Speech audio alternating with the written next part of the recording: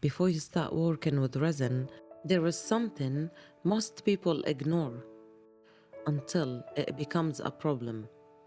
In this lesson, you'll understand what you actually need to work with resin safely and how to set your space to protect you long term.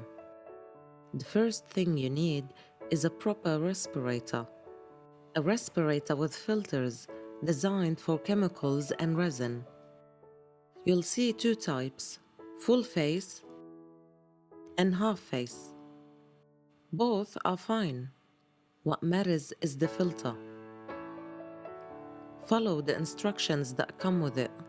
They'll tell you exactly when to replace them. Next, your gloves. Use nitrile gloves, not latex.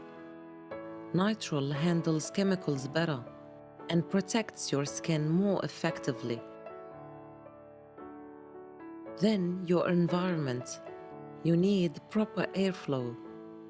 I personally use an air purifier designed for resin work, and I support it with a fan to keep the air moving.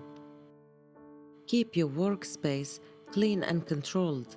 Keep children and pets away from your working area, and stay away of your environment while you're working. Working with resin is a beautiful process, but it is still a chemical process. And the more you prepare, the more confidently you'll be able to create.